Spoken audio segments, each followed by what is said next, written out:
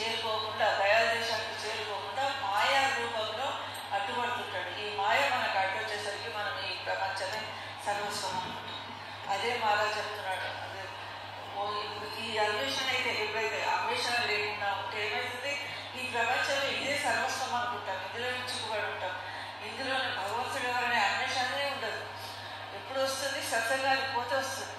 సత్సంగానికి వెళ్ళిన తర్వాతనే జ్ఞానోదయం కలుగుతుంది. గురువు మార్గదర్శనంలో సరైన అర్థం దొరుకుతుంది. ఏ విధంగా మన ప్రవర్తన ఉండాలి, ఏ విధంగా మనం మన మనస్సు ద్వారా, వాక్కు ద్వారా, కర్మ ద్వారా ఏ విధంగా మనము సరైన మార్గంలో నడవాలి.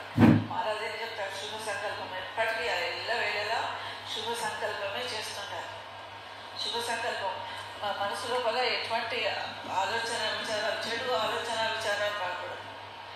అందుకని మనస్సు పవిత్రత అనేది ముఖ్యం. ముందుగా పునాది, ఇల్లు కట్టాలంటే పునాది ఏ విధంగా అవసరమో, ఫౌండేషన్ ఏ విధంగా అవసరమో, మనము ఆ మార్గంలో నడవాలంటే ముందుగా మన ప్రక్షాళన అవసరం. ఇందులో అన్నీ చెత్త చెదాలు ఉన్నాయి, వీటిని శుభ్రం చేసుకోమని చెప్తుంటాడు మహారాజు.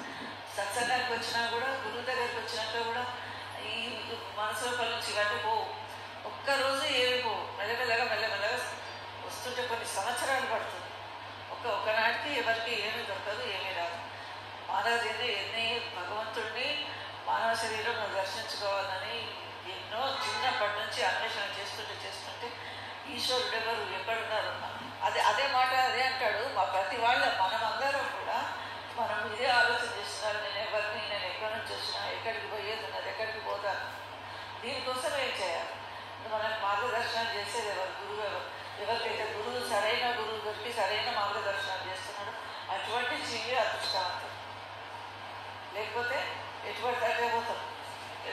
ఎక్కడ పోతున్నామో తెలియదు. ఏదో నీళ్ళ ఎక్కడో కొట్టుకుపోయినట్టు, గాలి ఎక్కడో కొట్టుకుపోయినట్టు కొట్టుకుపోతాం. ఎక్కడ ఏ తీరానికి పోయి దిగుతామో, ఎక్కడ వెళ్తామో తెలియదు. అందుకని గురువు ప్రాముఖ్యత చాలా అవసరం. సత్సంగానికి వచ్చినాక కూడా ఈ మాయ ఎట్లా అడ్డుపడుతుంటుందంటే, ఆ నిజమైన మార్గదర్శనం, నిజమైన భగవంతుడిని దర్శించుకోవాలనే కోరికకు అడ్డు తగులుతూ అసలు ఆ ఆలోచననే మనసులోకి రానియకుండా ప్రాపంచికమైనటువంటి కోరికలు. క్యా హై ఈశ్వరుగా ఈ శబ్దంలో కూడా అదే చెప్తున్నాడు కదా మహారాజు. సత్సంగానికి పోకుంటే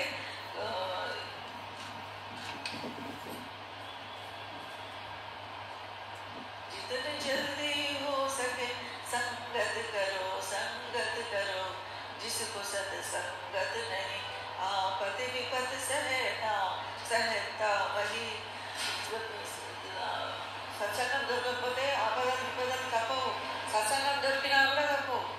మనం ఏమనుకుంటాం, సత్సంగం పోతున్నాము, నేనేం చెడ్డ పనులు చేస్తలేము, ఇవన్నీ నాకేంటి దీని కష్టాలు వస్తున్నాయని అనుకుంటాము.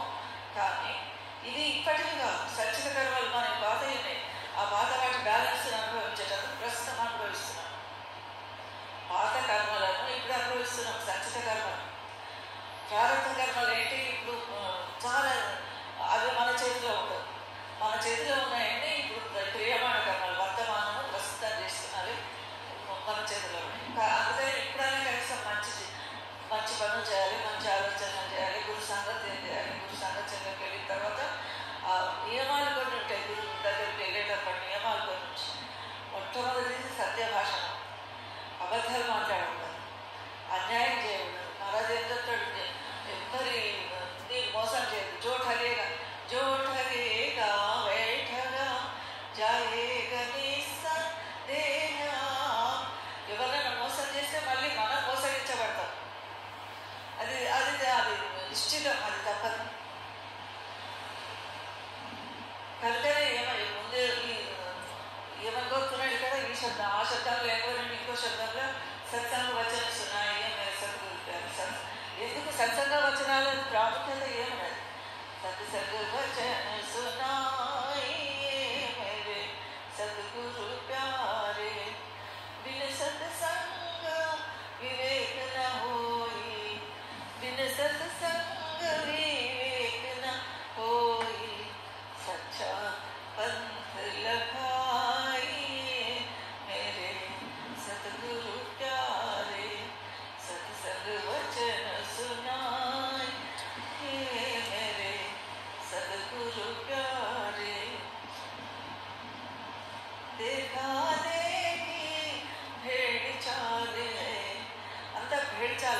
చూసి ఒకళ్ళని చూసి ఒకళ్ళు అక్కడ ఏదో దొరుకుతున్నది, అక్కడ పోతే చాలా మంచి జరుగుతుందట, అనుకున్న కోరికలన్నీ తీరుతాయట. సమస్యలు లేదే వరకు అందరికీ సమస్యలు ఉంటాయి. మనం ఇక్కడ సత్సంగంలో కూర్చున్న సద్గురుకు మనం శరణాగతి అన్నా కూడా మనకు సమస్యలు కూడా మనకు ఉన్నాయి. ఏం సమస్యలు? మనిషికి ఎక్కువ దేనివల్ల బాధపడతాడు మనిషి, దేనివల్ల దుఃఖపడతాడు? ఒకటి పేదతనం ధనం లేకుండా ఉండడం. రెండోది సంతానము, ఇంట్లో పరివారం బాగుండగా. మూడోది ఆరోగ్యాలు బాగుండగా. రోగాల వలన మనిషి బాధపడుతున్నాడు. ఇవన్నీ గురువు దగ్గరికి వచ్చి మనం ఇవన్నీ కోరుకుంటుంటే ఈ సమస్యలు తింటే కానీ అసలైన ముందుకు పోచాలి. ఇవి ఇవాళ దొరుకుతున్నాయి రోగగ్రస్తులను. ఇది కర్మ ఫలితమే. ఏదైనా కర్మ ఫలితమే ఇవాళ మనం అనుభవిస్తున్నాం. నిన్న జరిగింది, ఇవాళ జరిగింది, ఏమో జరిగి ఉంటుంది. మనస్సు చేత కూడా చెడు ఆలోచనలు, చెడు ఖ్యాలాలు వస్తే అవి కర్మగా మారిపోతాయి, అవి అంకురిస్తాయి. మన మస్తిష్కంలో సత్సంగం అర్థం కాకుండా సరే వింటే వెళ్ళ మార్కెట్ అన్నకుండా ఉన్నాడు ఆయన. భరద్వాజ మహారాజు ఉన్నప్పుడు సత్సంగాలకు పోతున్నాడట, అర్థం కాకుండా దర్శనం చేసుకున్నాడు, ఆ సత్సంగం విన్నాడు, అర్థం కాలేదు. ఎవరైనా చెప్తే బాగుండే మాకు అనుకుంటున్నాడు.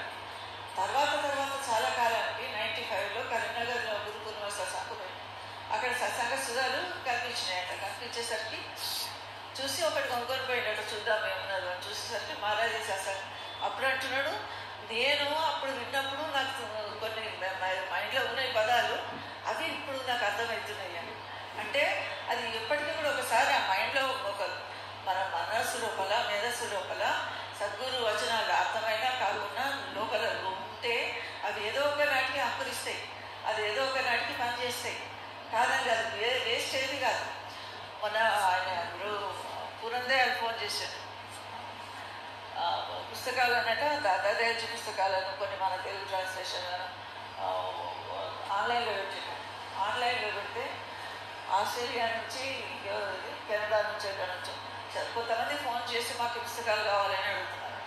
మాకు బుక్స్ కావాలి అంటే ఆన్లైన్ అంటే ఎల్లవేళలా నెట్వర్క్ ఉండదు, ఇంటర్నెట్ పనిచేయదు. కొన్నిసార్లు పెద్దవాళ్ళకు ఇంటర్నెట్ ఆన్ చేసుకోవడం, ఓపెన్ చేసుకొని చదువుకోవడం రాదు. ఇవన్నీ సమస్యలనే బుక్స్ కావాలని కూడా అడిగిన వాళ్ళు ఉన్నారు. ఆయన పూరందయాలు అంటాడు, నాకు చాలా సంతోషం అయిందమ్మా, నేను ఈ పుస్తకాలను స్కాన్ చేసి అలా పెడుతున్నాడు. స్కాన్ చేసి 30-31 పెట్టింటాడు. దాతాదేవి కూడా 50 పెట్టింటాడు. వాటికి విపరీతమైన రెస్పాన్స్ వస్తున్నది అని అంటున్నాడు. అంటే అది వ్యర్థం కాలేదు ఒకనాడు. మళ్ళీ అది ఇవన్నీ ఎక్కడ ప్రింట్ అయినాయని నన్ను అడుగుతున్నాడు. ఎక్కడ ప్రింట్ అయినాయంటే జమానాలో ఎక్కడ ప్రింట్ అయినాయంటే అలీగఢ్లో ప్రింట్ అవుతుండే. మనుషవనంలో ఇవన్నీ వస్తుండే. దయాలు వచ్చి ఇక్కడ ముందులో అనదో మహారాజు చూపిస్తుంటే కొన్ని. తర్వాత హిందీలో మనుషవనం కానీ శివు కానీ అలీగఢ్ సుధాచరణ్ మిగతాలని, దేవీ చరణ్ మిగతాలని భరద్వాజ మహారాజ్ భక్తులు వాళ్ళు ప్రింట్ చేపిస్తారు. అంతకంటే ముందు ఎక్కడైనా మనకేం తెలుసు? వైద్య జమానాలు ఎక్కడైనా మనకేం తెలుసు? అవి ఎక్కడైనా నేను అడుగుతున్నాడు. అవి ఎక్కడైనా నాకు తెలియదు. కాకపోతే ఇక్కడి నుంచి మాత్రం నాకు తెలుసు. ఇప్పుడు మనుషులు ఇక్కడ నుంచి అలీగఢ్ నుంచి ఐఐటి రచన అయ్యే పుస్తకాలు మాత్రం నాకు తెలుసు. అంటే ఏది వ్యర్థం కాదు, బుక్స్ వ్యర్థం కాదు. ఇంకా కావాలని అడుగుతున్నాడు. ఇంకా నేను ఆన్లైన్లో పెడతా, తెచ్చి కావాలి. ఒకసారి పుస్తకం ఇప్పితే పూర్తిగా స్కాన్ చేసినా, జిరాక్స్ చేసినా పుస్తకం మొత్తం ఇచ్చుకోబోతుంది మొత్తం. ఎందుకంటే మన ఇవి మహారాజు పాత పుస్తకాలు కనుక. ఇంకెందుకు నేను మొన్న గులిస్తాన్ గారు రంగు వ్యాసాలు ఎవరు ఫోన్ చేసి నాకు అది కావాలి అని అంటే నా దగ్గర ఉంది, కానీ అది 300 పేజీల పుస్తకం. అది జిరాక్స్ చేయించి ఏమన్నా ఒరిజినల్ ఇస్తే నాకు ఉన్నదే ఒక కాపీ. ఇస్తే మళ్ళీ వాళ్ళు వాపస్ ఇస్తారో లేదో తెలియదు. వాళ్ళు అసలు పరిచయమే లేదు నాకు, ఎట్లా ఇస్తాను అని. సరే తర్వాత చూద్దాం, మీరు పలానా అడగండి, అక్కడ అడగండి, ఇక్కడ అడగండి అని 3-4 అడ్రస్ మాకు ఎక్కడ దొరకలేదని 2 నెలల తర్వాత మళ్ళీ ఫోన్ చేసింటారు. ఫోన్ చేస్తే సరే ఇంకా ఎవరో ఇంట్రెస్ట్ ఉంది కాబట్టి అడుగుతున్నారు కదా, మన దగ్గర తీసుకుపోయి ఫ్రీగా దగ్గర తీసుకుపోయి ఇస్తే కూడా చదివే ఎవరికి లేవు. చదివేనా ఎవరు ఇప్పుడు మన దగ్గర ఉన్నాయి లైబ్రరీ లాగా ఉందా రూమ్, బ్యాచిలర్స్ నివసించే రూమ్ లాగా అసలైన పుస్తకాలు ఎక్కడో ఉంటాయి. పుస్తకాలు ఎక్కడున్నాయి అదదు సత్సంగంలో కొంతమంది వచ్చి అడుగుతారు, పలానా పుస్తకం పెట్టలేదు, ఇది లేదు అది లేదు అంటే ఏమో అయినా వాళ్ళకి తెలుసు. నాకు తెస్తాడు పెడితే అంతవరకే నా బాధ్యత. బుక్స్ లేవు, అది లేదు లేవంటే లేవంటే ఒకరు కూర్చొని ఏవేవి ఎన్నెన్ని పుస్తకాలు ఉన్నాయి అనేది క్లాసిఫికేషన్ చేయాలి. ఈ పుస్తకాలు ఉన్నాయి, 90 ఉన్నాయి, ఇవి మళ్ళీ సత్సంగం అయిపోయిన తర్వాత ఎన్నైనాయి, 6 అమ్ముడు పోయినాయి, మిగతాయి ఉన్నాయి, మిగతా 24 ఉన్నాయి. ఇట్లా ఎప్పటికప్పుడు సార్ట్అవుట్ చేసి లిస్టు రాసి పెడుతుంటే ఏ బుక్స్ ఉన్నాయి ఎట్లా. అతను అడుగుతున్నాడు, నేను అక్కడ ఏ వసతికి పోయి తీసుకొచ్చుకుంటా పుస్తకాలు, అక్కడ పెట్టుకుంటా, తీసుకుపోయిన కొన్ని అని అన్నాడు.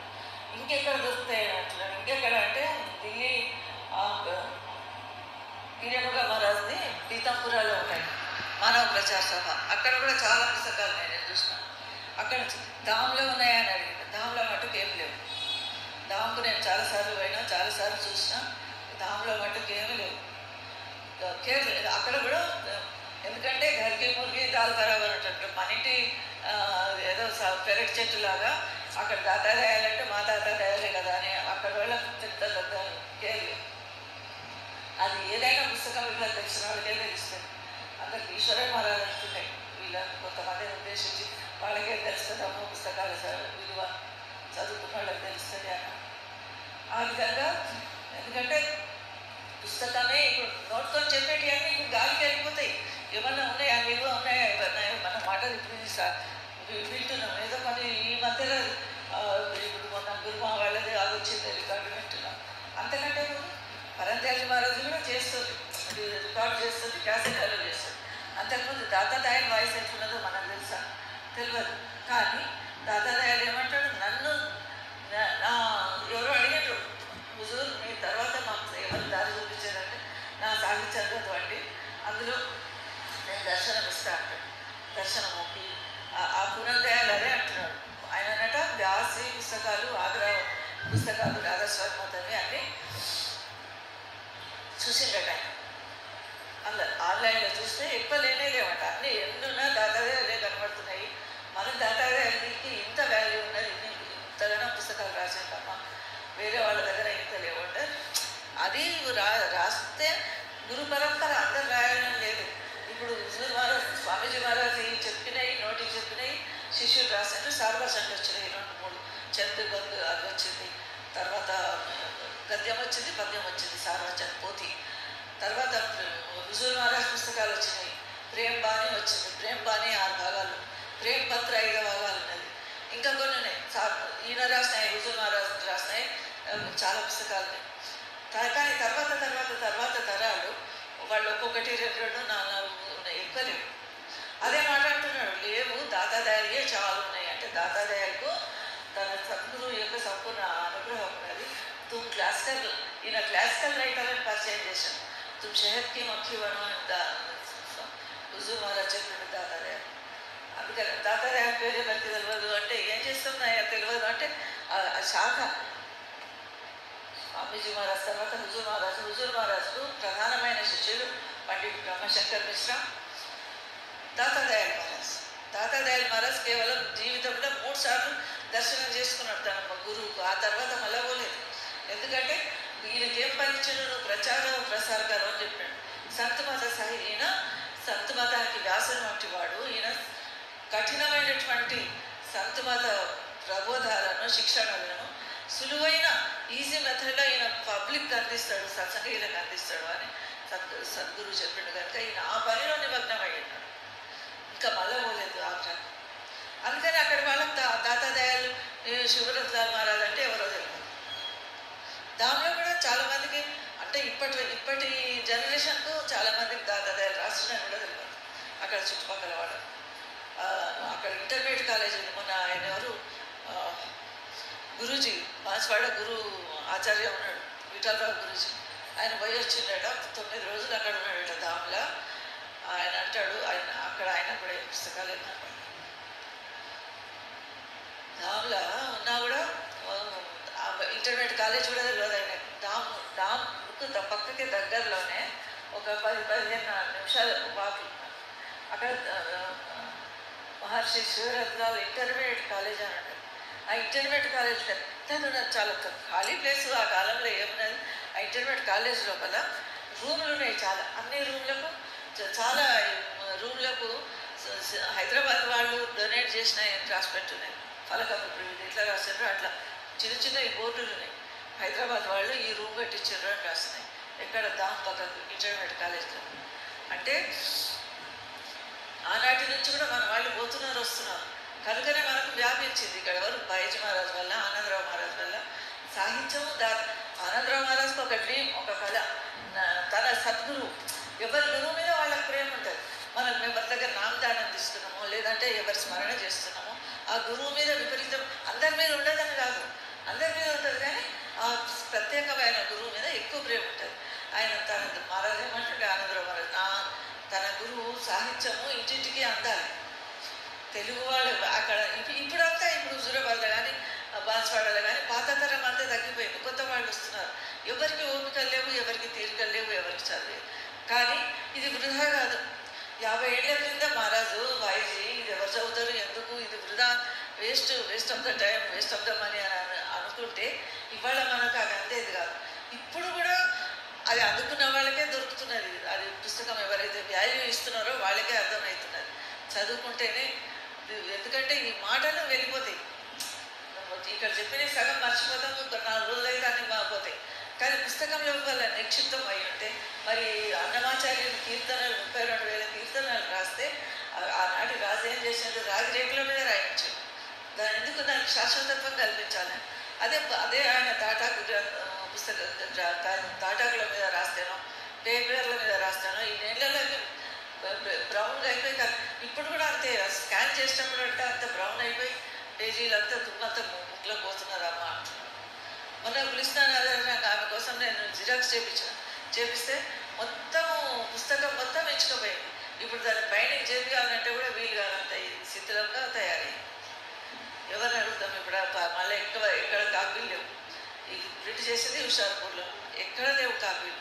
ఆ కాలంలో చేయించారు, అయిపోయినాయి. ఇప్పుడు లేవు.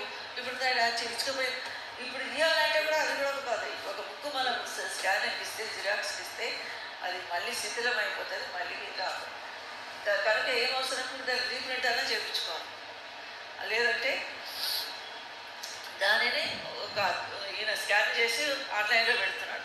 ఇది మంచి పద్ధతే, కానీ అందరికీ అవైలబుల్ ఉండదు. అందరి ఇళ్ళల్లో ఇంటర్నెట్ ఉండదు.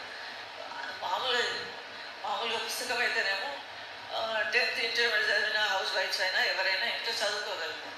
కానీ ఇంటర్నెట్ ఆన్ చేసుకొని, ఆఫ్ చేసుకొని, పీడిఎఫ్లో ఫీడ్ చేసుకొని ఇవన్నీ చేసుకోవడం కష్టమవుతుంది. కనుక దానికే ఉంటాయి. కనుకనే మహారాజు లక్ష్యం ఏమంటే అందరికీ ఇంటింటికి అందాలి. ఆనందరావు మహారాజు తన గురువు సాహిత్యం ఆ మాట ఆయన మనసులో వచ్చింది. తాను ఎన్నింటికో ట్రాన్స్లేషన్ చేసిండు. వాసాల మల్లయ్య అని వస్తుండే, వాసాల మల్లయ్యతో కొన్ని చేయించాడు, ఇంకా కొంతమందితో ట్రాన్స్లేట్ చేయించాడు. వచ్చినాయి, పబ్లిక్ అందినాయి. దానివల్ల లాభపడ్డ వాళ్ళు కూడా ఉన్నారు. కొంతమంది సత్సంగంలోకి వచ్చిన వాళ్ళు కూడా ఉన్నారు. ఈశ్వర మహారాజ్ సత్సంగంలోకి వచ్చింది కేవలం పుస్తకం వల్ల, పుస్తకం కారణంగా వచ్చాడు. కాబట్టి అది శిథిలమైపోయినా ఏదైనా ఉండేది మన మనసు లోపల ఉండాలి, హృదయం లోపల నిశ్చితం కావాలి, మైండ్ లోపల అది రిజిస్టర్ కావాలి అన్న మహారాజ్ చెప్తున్న మాటలు. మళ్ళీ ఇంకొకటి మహారాజ్ అనేది గురుకు మానస్ జాత. గురువుని ఎప్పుడు కూడా మనం మనిషి, మన తోటి మనిషి, మనలాంటి మనిషి అనుకోవద్దు. गुरुको मानुष जानते तेरा कहिए अंग दुखी हुए संसार में आगे यम का कर गुरु किया है देह को सतगुरु चिन्हा नहीं कहे कबीर दास को तीन बाबू भरमाही. అది గురువు మహాత్యం. గురువుని ఎప్పుడు కూడా మనిషి అని అనుకోవద్దు. ఎందుకంటే మార్గదర్శనం చేస్తున్నాడు. మార్గదర్శనం లేకపోతే మనం ఎక్కడైపోతామో, ఎక్కడ పోతుంటామో, ఏమవుతుంటామో, ఏ మార్గాల్లో నడిచేవాళ్ళం. ఇక్కడ ఉన్నాం కాబట్టి, ఈ మార్గంలో ఉన్నాం కాబట్టి ఎంతో కొంత మనకు అలవడుతూ ఉన్నది. ఇంకో మాట కూడా అదే అంటాడు, 7 సముద్రాలు మస్తారు, 7 సముద్రాలను సిరాగా మార్చి. ఇప్పుడు ఈ బాల్ పాయింట్ పెన్నులు వచ్చినాయి, కానీ ఒకప్పుడు ఇంకొచ్చేది, ఇంకు సిరా బాటలు వస్తుంది, ఇంకు బాటలు వస్తుంది. ఆ ఇంకు బాటలు 7 ఇది ఇంత బాటలు ఎంతో కాస్ట్లీ ఉంటుంది. 7 సముద్రాలను ఇంకుగా చేసి సిరాగా మార్చి ఈ భూమండలాన్ని అంతా పేపర్గా మార్చి ఈ ఎన్ని కలం ఎట్లా తయారవుతుంది? పూర్వము కలం అంటే చెక్కతోని పెన్సిల్ లాగా చెక్కేవాళ్ళు అనమాట. దాన్ని ఇంకులో ముంచి రాసి దాతాదాయాలు కూడా అట్లా రాసేవాడు. దాతాదాయాలు కూడా అట్లా రాసేవారు. ఇంకు దాతాదాయ దగ్గర ఏముండేది కాదు. తన గురువుది హుజూర్తో ఒక ఫోటో, హుజూర్ మహారాజ్ది, ఒక ఇంకు బాటలు, ఇవి కాగితాలు. అలా ఇంకులో కలం ముంచాలి, రాస్తుంది. ఇంకులో ముంచి రాస్తున్నారు. 2 లైన్లు రాసే వరకు ఇంక అయిపోతుంది. పాలి నింపు లోపల ఇంక అయిపోతుంది, మళ్ళీ ముంచుకోవాలి. అటువంటి కష్టకాలంలో కూడా ఆయన 5,000 పుస్తకాలు రాసిందంటే అది ఏం మేధాశక్తి అయి ఉండొచ్చు. మనకు చదవడానికి, ఒక పుస్తకం చదవడానికే మనకు ఎన్నో రోజులు పడుతుంది. ఒక పుస్తకం రాసుకోవడానికి ఎన్నో రోజులు పడుతుంది. అది ఒట్టిగా కాదు. మైండ్ ఎంత త్వరగా వస్తే, ఎంత టైం ఖర్చు పెడితే ఆ పుస్తకం తయారైంది. దాని విలువ తెలిసిన వాళ్ళకే తెలుస్తుంది, వేరే వాళ్ళకి అర్థం కాదు. అందుకే ఏమంటాడు, ఈ మొత్తం ప్రపంచంలో ఉన్న చెట్లనన్నింటినీ కళలుగా మార్చి, సముద్రాలన్నింటినీ సిరాగా మార్చి, ఈ భూమండలాన్ని కాగితంగా మార్చి రాస్తే కూడా గురువు యొక్క విలువ, గురువు సద్గుణాలను మనం వర్ణించలేమంట. ఎందుకు వర్ణించలేమంటే ఆయన మనను జనన మరణాల నుంచి బయటపడేస్తున్నాడు. ఇంకెవ్వరి వల్ల కాదు, ఇక్కడ దేని వల్ల కాదు. నువ్వు 1,00,000 సార్లు మనం కూర్చొని పారాయణాలు చేయి, భగవద్గీత పారాయణం చేయి, రామాయణం పారాయణం చేయి, ఇవన్నీ తప్పని కాదు. ఇవి కూడా మంచివే, ఇవి కూడా శుభకర్మలే. కానీ ఇవి మనను జనన మరణ చక్రం నుంచి బయటపడాయి. ఎందుకంటే ఈ 84 లక్షల జీవరాశుల జన్మలు ఎత్తి ఎత్తి ఎత్తి చివరికి మానవ జన్మ ఇప్పుడు వచ్చింది. ఇది పోయిందంటే, ఈ ఛాన్స్ పోయిందంటే మన రాత్రి గవాని సోయకర్ తిరు గమాయో తగలంత తినడం, డబ్బు సంపాదించుకోవడం, వీటిలో గడుపుతాము. రాత్రికేమో పడుకుంటాం. రాత్రి గమాయి సోయకర్ తిరుకో గమాయ ఖాయ్ హీరా జన్మ అమోల్తా కౌడి బదిలేజా. ఈ అద్భుతమైనటువంటి రత్నం వంటి, వజ్రం వంటి జీవితాన్ని చిల్లి గవ్వకు అమ్మేసుకుంటున్నాం అంటాడు సాహెబ్. మన మహారాజు, ఈ మహారాజు కూడా అదే అంటాడు కదా.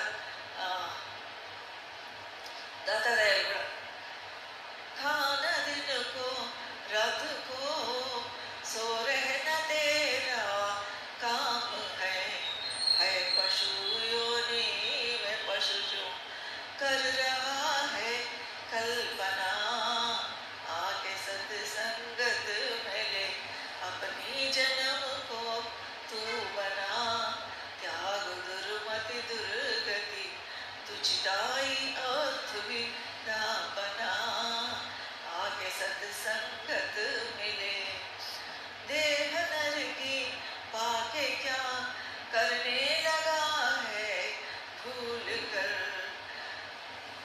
अंत में सहना पड़ेगा अंत में सहना पड़ेगा यम के हाथों ताड़ना आके सत्संगत मिले. నీ జన్మను సత్సంగానికి వచ్చి బాగు చేసుకో. ఖాన దినుకో రాతుకో సో రహన తేరాక హై పశువు యోని మే పశుచో. ఈ పశువులకు మనకు తేడా లేదు. ఒక సత్సంగానికి పోకపోతే, ధ్యానం చేసుకోకపోతే, సాధన చేసుకోకపోతే, సద్గ్రంథ పఠనం చేసుకోకపోతే. ఎందుకంటే పుస్తకాలు లేని ఇల్లు, కిటికీలు లేని రూమ్ లాంటిది. ఒక ఆయన ఉంటాడు కవి, పుస్తకమే మార్గదర్శనం అంటాడు, పుస్తకం హస్తభూషణం అంటారు. అందుకే ఖానా దినుకో రాతుకో, పగటిపూట తినడం, రాత్రి పడుకోవడం. హై పశువుల్లోని పశువుల్లో కూడా, పశువులు కూడా ఇవే చేస్తున్నాయి, మనం కూడా ఇవే చేస్తున్నాం. వాటికి మనకు తేడా ఉన్నాయి. కనుకనే ఈ జన్మకు సార్థకం చేసుకోవడానికి ఈ సద్గ్రంథ పఠనం అవసరమే. కానీ జన్మ మరణ చక్రం నుంచి బయటపడాలంటే గురువు సహాయము, గురువు మార్గదర్శనమే చాలా అవసరం. గురువు మార్గదర్శనము, గురు భక్తి చాలా అవసరం. అందుకే గురుకో మానస్ జాంతే, గురువుని ఎప్పుడు మనిషి అని అనుకోదు, అలాంటి మనిషి అనుకో. భగవంతుడు సాక్షాత్ గురు బ్రహ్మ, గురు విష్ణు, గురు దేవో మహేశ్వర, గురు సాక్షాత్ పరబ్రహ్మ, తస్మై శ్రీ గురువేన. గురువే వచ్చింది కనుక ఆయన సాక్షాత్ పరమాత్మ నన్ను ఆదేశిస్తున్నాడని భావించాలి. ఆ మహారాజు వచ్చినప్పుడు ఆయన మాటలను మనం విని వాటిని పూర్తిగా 100% అమలు చేసే ప్రయత్నం చేస్తే పొరపాటున మానవ సహజంగా కొన్ని దొరికిపోయి కొన్ని 1-2-4 మాటలు మర్చిపోయినా కనీసం మిగతా మొత్తం 100 మార్కులు నాకు రావాలి అని పిల్లవాడు పరీక్షకు ప్రిపేర్ అయితే కనీసం 60-70 వస్తాయి. సరే 30 మార్కులు వస్తే చాలని అనుకుంటే 30 రావు, 3 రావు.